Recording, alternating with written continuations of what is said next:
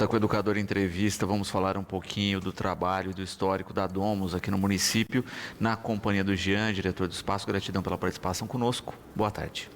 Boa tarde, mais uma vez aí tendo a oportunidade de falar um pouquinho sobre a Domus, né? Falar um pouquinho também dos idosos, não só da Domus, mas também aí do nosso município. Muito obrigado aí pelo convite. Também aqui na companhia do Dr. Vinícius, gratidão pela participação conosco. Boa tarde. Boa tarde, muito obrigado pela participação.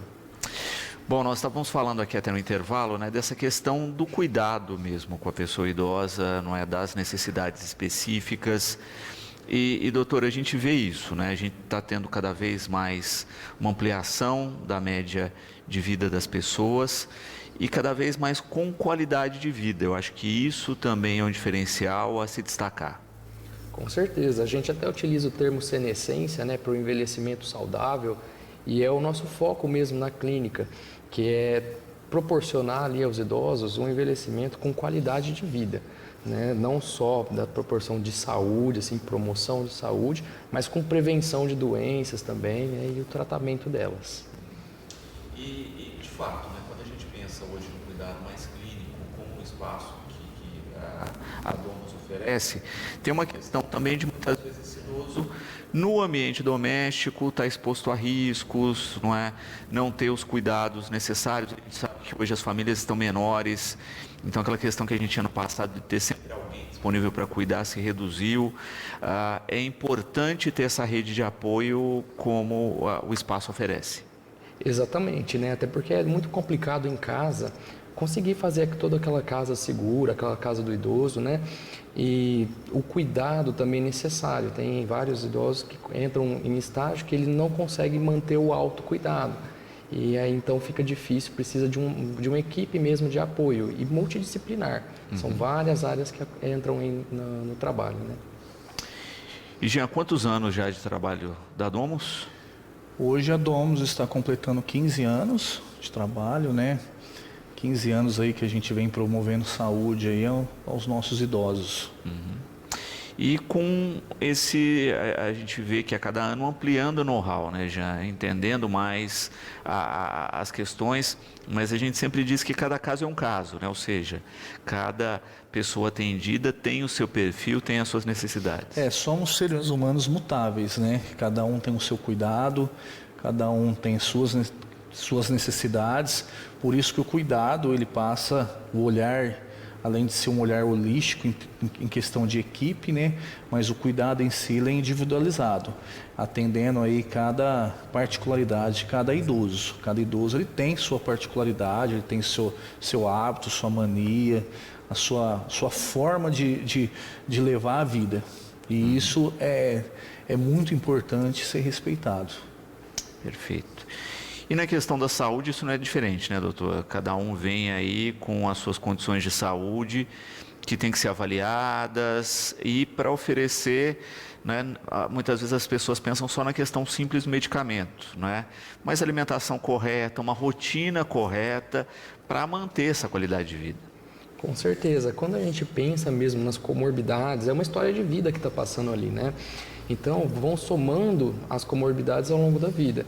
E não é só em relação medicamentosa que a gente pensa, porque ali o idoso está inserido num contexto que ele precisa de uma qualidade de vida em outros meios também, né? Seja no aporte físico, na dieta, na parte nutricional. E isso toda a equipe multidisciplinar consegue atuar de forma mais integrada, né? Em relação até mesmo ao uso de medicação. Na verdade, a gente até tem uma tendência de desprescrição, que é isso, tirar as medicações, reduzir medicação, né, do que pensar em cada vez acrescentar mais medicação para o idoso. E é uma coisa que é possível desde com planejamento, acompanhamento, etc., e que muitas vezes na rotina doméstica é difícil conseguir fazer isso. Exatamente, né? A gente pensa até mesmo em doenças básicas do dia a dia, né? Como a hipertensão, né? Que é a pressão alta, o diabetes. Quando muito bem acompanhado, a gente vai retirando as medicações e acompanhando de uma forma seriada, que no final das contas fica bem estável, até mesmo com a menor quantidade de medicação necessária. E, Jean, nesses 15 anos eu acho que é interessante também ver esse outro lado, né? Que é o de acompanhar e ver a evolução e a transformação na qualidade de vida de muitos idosos. Exatamente. Esse ponto que o Dr. Vinícius acabou aí de pontuar, ele é muito importante, né? Quando se fala na institucionalização do idoso, a sociedade ela vê de um olhar muito sombrio, né? De pensar que o idoso ele está numa instituição de longa permanência, que ele está sendo dopado, que ele está sendo maltratado, e é pelo contrário, o nosso trabalho não é esse. O nosso trabalho é o quê? É evitar a polifarmácia, né, esse excesso de medicamento, né, e suas iatrogenias, como o doutor acabou de apontar. É retirar medicamento. A sociedade ela precisa entender que o medicamento ele não é tudo. Tem uma equipe por trás, tem um monitoramento, tem o trabalho de profissionais, né? Então nós necessitamos demistificar e acabar com essa cultura de pensar que o medicamento ele é capaz de resolver todos os problemas. E se a gente for olhar nesses longos aí, 15 anos aí, a Domus ela vem num processo de evolução muito grande na questão do envelhecimento. Às vezes eu faço uma retrospectiva de como a Domus foi em 2009, né, e hoje como ela está. Em 2009, aquela dificuldade da sociedade entender, de assimilar a Domus Claré. Hoje não, hoje já é uma realidade não só de Batatais, mas é uma realidade a nível de Brasil. Nós já tivemos até pacientes estrangeiros também lá, né?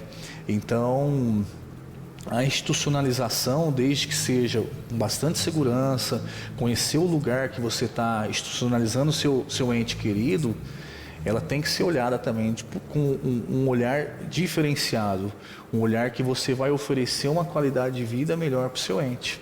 Doutor, quando se pensa, né, em criar uma rotina com qualidade de vida, com saúde para o paciente, a gente tem também o histórico humano, o histórico de vida mesmo desse paciente, e que é interessante essa proximidade médica, né, no sentido de entender as necessidades e entender um pouquinho, como a gente falava no bloco passado, além do medicamento.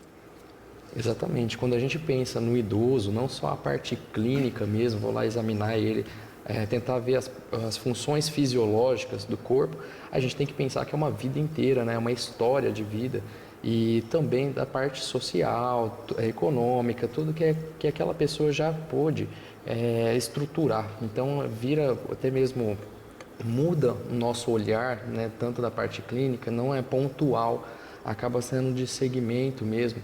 E até durante a conversa a gente percebe que muitas medicações ou muitos cuidados poderiam ser trocados por simples conversas mesmo, entender qual que é a necessidade do idoso naquele momento. Às vezes está angustiado por alguma mudança da rotina, que quando a gente reestrutura ou retorna com isso, seja um simples violão que retorna para tocar, muda muito a qualidade de vida, ele melhora muito.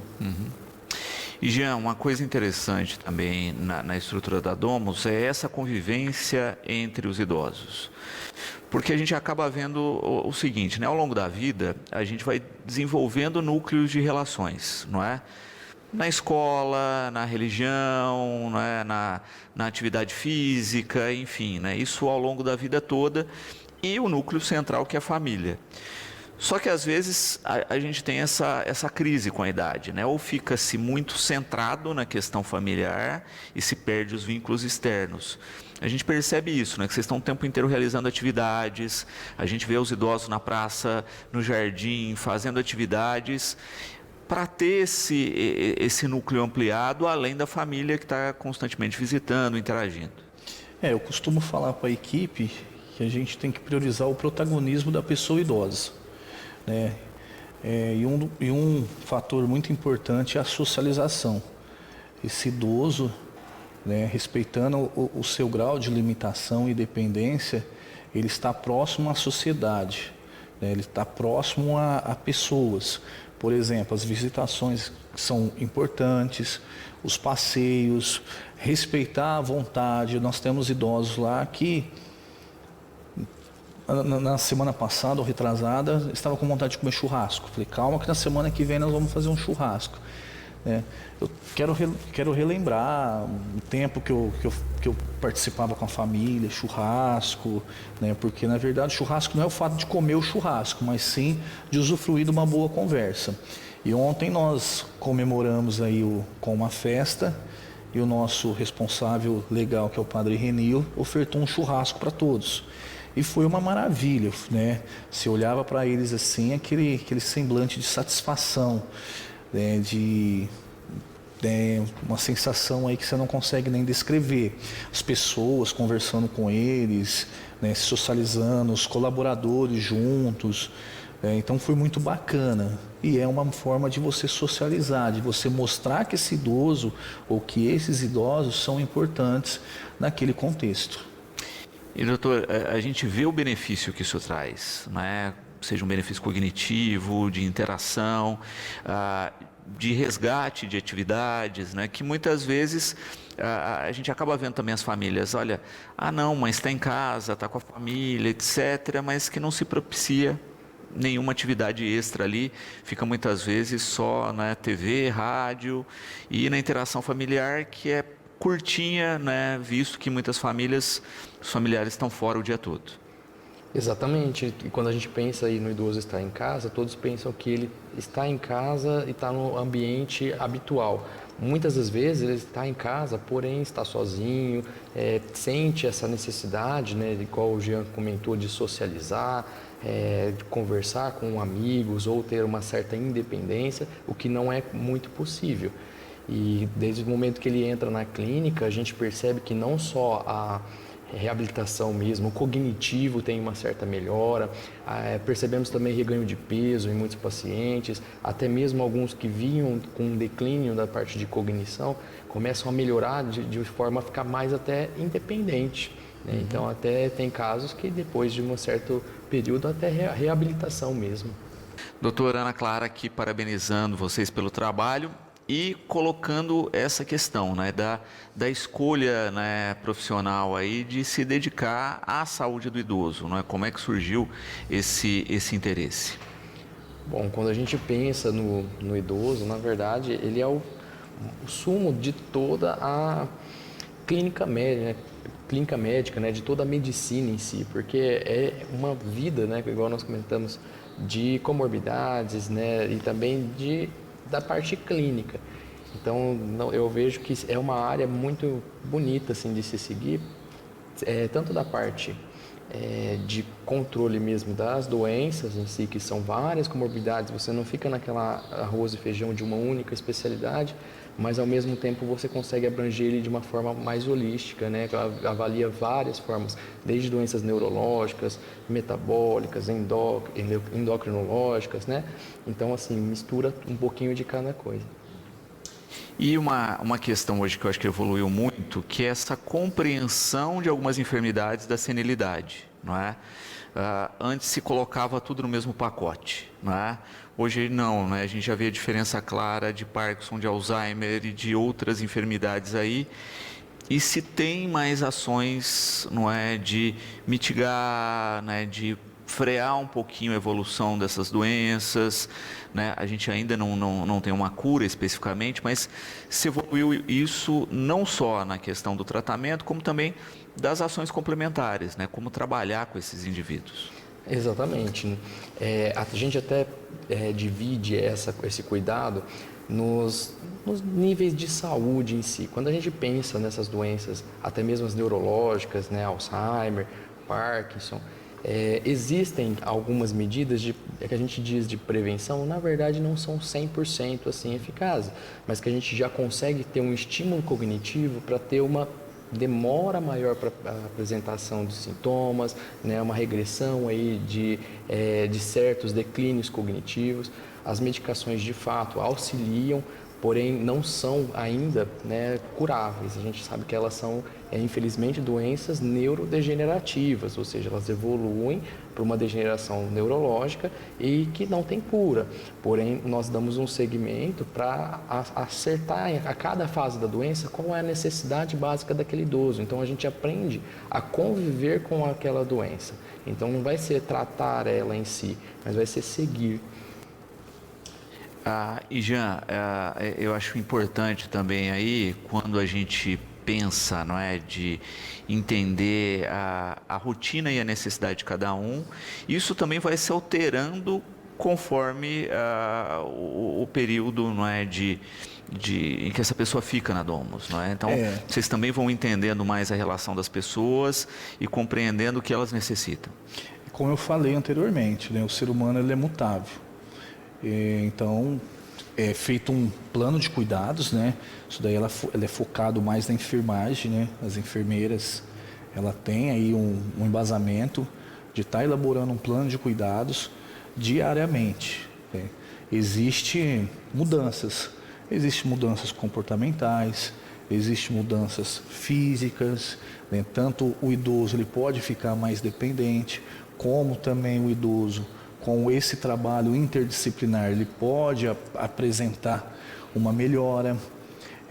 Por isso que nós chamamos assim, o atendimento individualizado, né, porém holístico na necessidade daquela pessoa, né? Então, cada idoso, ele tem o seu plano de cuidado, ele tem seu prontuário, ele tem a sua evolução, tá?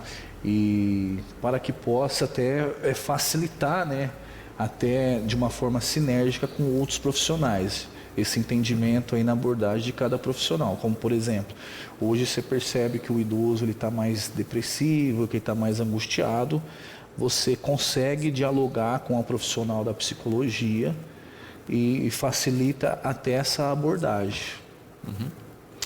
A Ana Laura também colocando uma questão, né? Hoje, como é que os idosos ficam no espaço, né? A gente até comentava com isso antes do programa entrar no ar.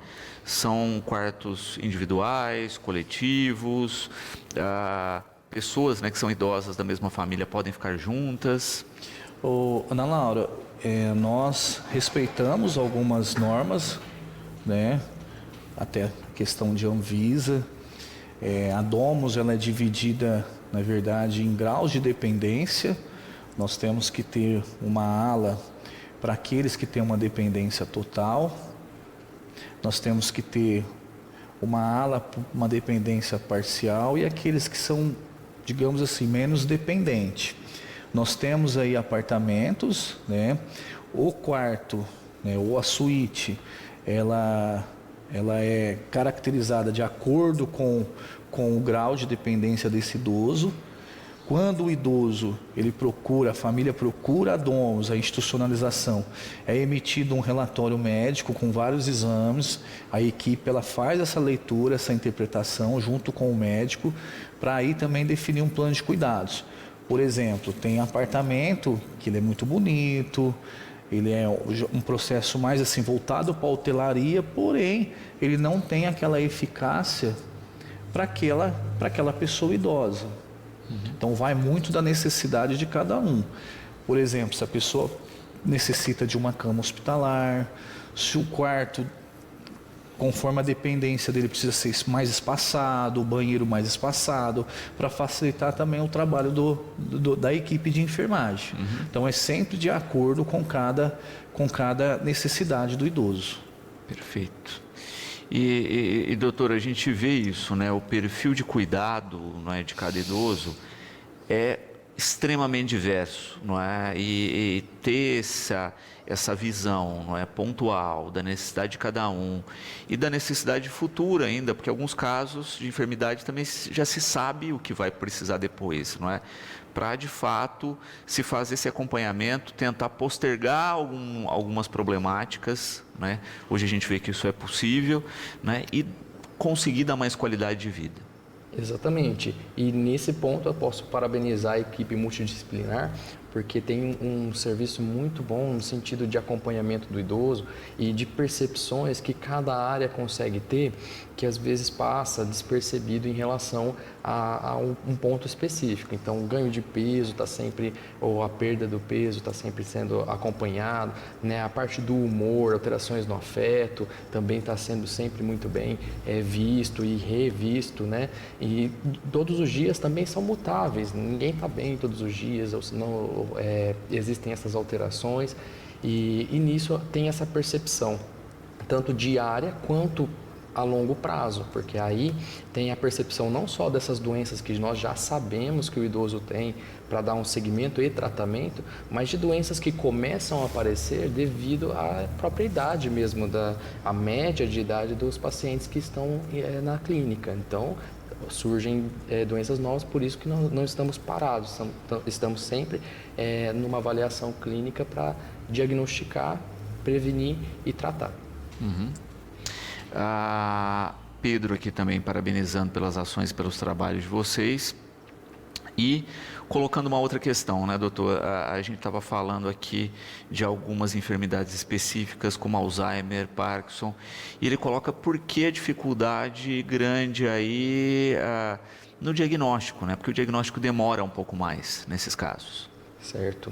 O que acontece é que existem muitas doenças que têm o diagnóstico laboratorial ou até mesmo por exames de imagem.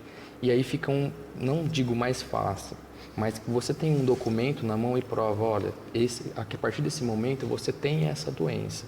Então você consegue chegar na pessoa e falar, esse é o seu diagnóstico.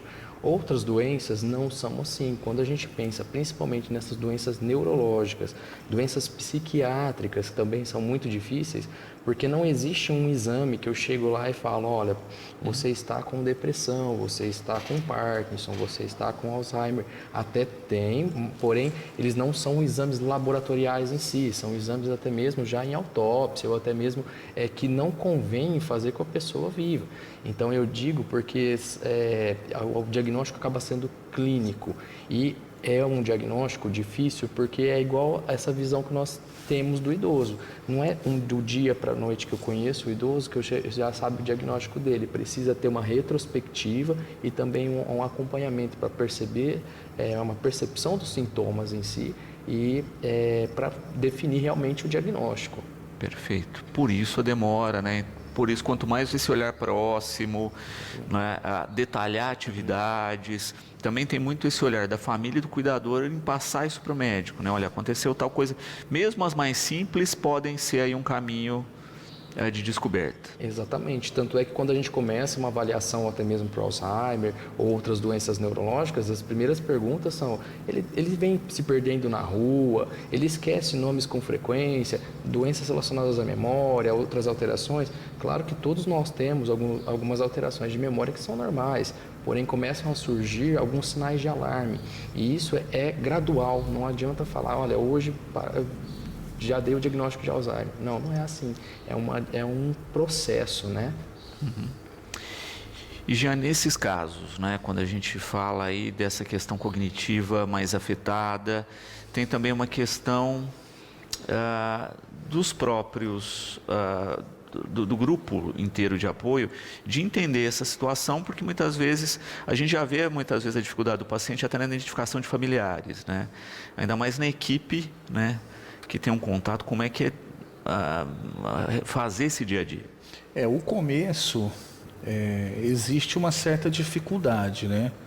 Eu falo que o idoso, ele precisa o quê? Ele precisa confiar no profissional. E o profissional conseguir ganhar a confiança desse idoso. A confiança você conquista. Quando você perde, ela é única. Então, lá... né? Eu venho trabalhando até para criar alguns crachás, né, de fácil visualização e de acesso para que esse idoso memorize. Porém, a gente tem essa dificuldade porque é um trabalho mais operacional. Mas a grande lá, 70%, 80% dos nossos idosos, né, doutor, eles estão bem assim, socializados com a equipe. Eu tenho uma idosa que ela me chama de Pedro. Então, quando ela fala assim, Pedro, eu já sei que sou eu, ela me assimila a um parentesco, algum sobrinho dela que ela tinha uma maior afinidade, né? Então não adianta você chegar lá e falar assim, não, eu me chamo Jean, né? Que ela vai esquecer. Então nem sempre o fato dessa pessoa não saber o nome do profissional não quer dizer que não está acostumado ou socializado. Isso é muito comum, né? Hoje a gente, aproveitando a oportunidade, nós estamos vivendo uma situação, a questão profissional, muito difícil para ter profissionais, cuidadores para essa área. Então, em todo lugar, a nível nacional, a rotatividade está muito alta. E isso não é bom para a pessoa idosa.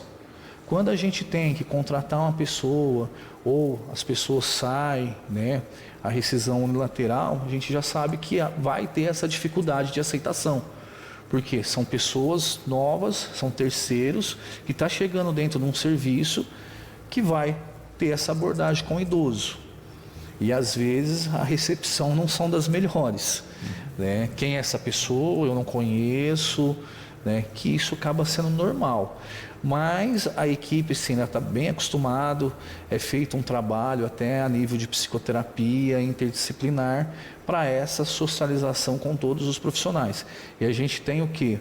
Investido muito na questão de educação continuada a esses profissionais, eventos internos com a presença dos profissionais junto dos idosos, né? A gente tem o hábito da missa aos sábados, que entra também como uma terapia, né? Então a missa, por exemplo, é um momento de muito carinho, um momento muito especial e aguardado pelos idosos e pela família, no qual a enfermagem participa, está ali oferecendo cuidados da missa, a família está ali socializando com o seu idoso. Então a gente vem criando mecanismos, estratégias para facilitar ainda mais essa socialização, né, e esse afeto. Falar um pouquinho das duas modalidades, eu acho importante a gente falar disso, não é?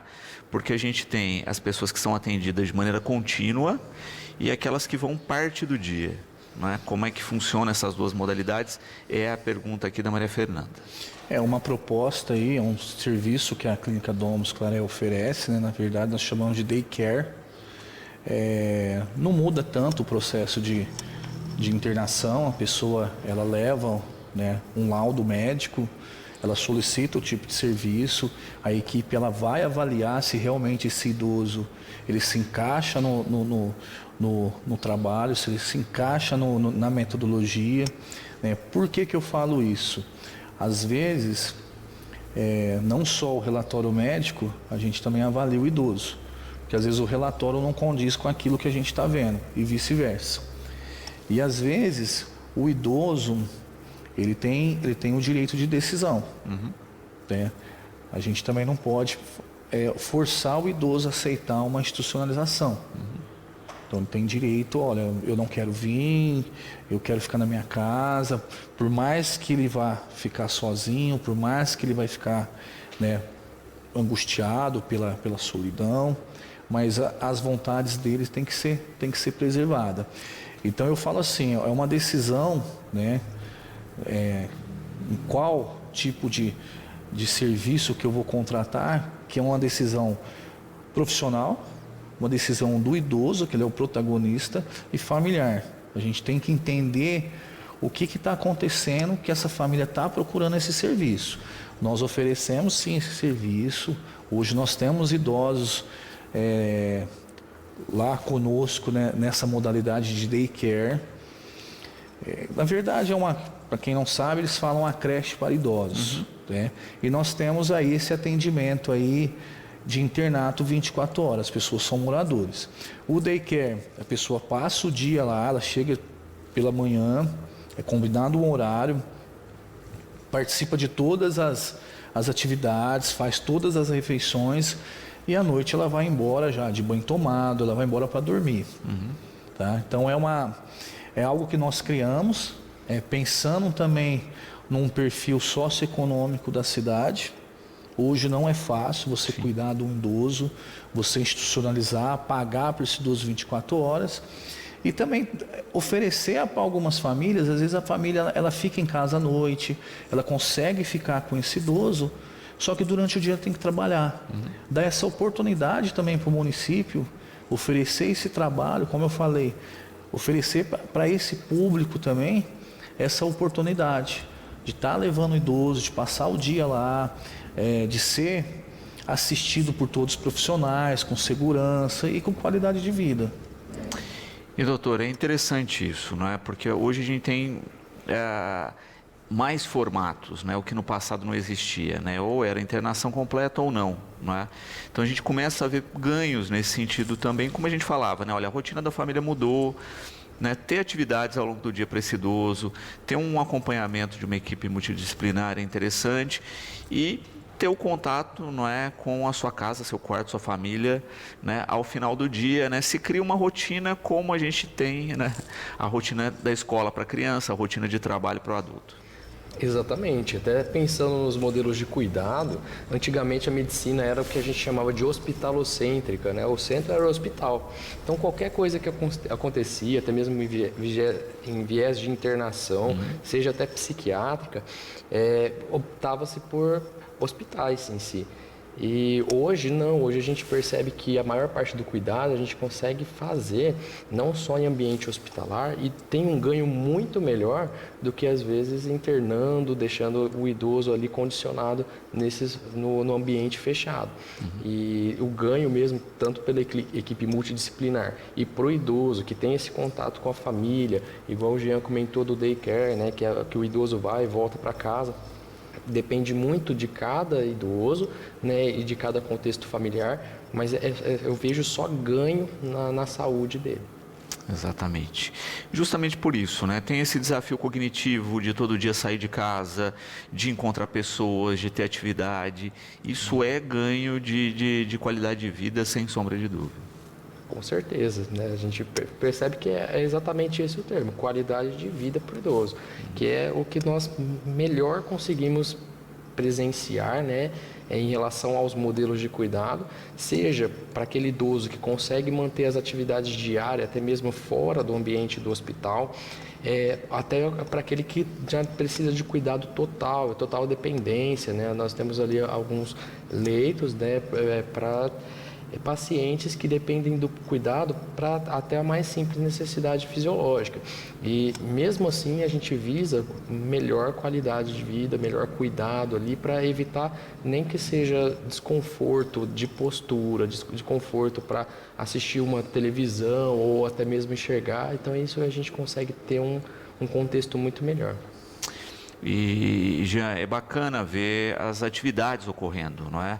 Acho que a cidade às vezes tem esse pequeno contato, não é?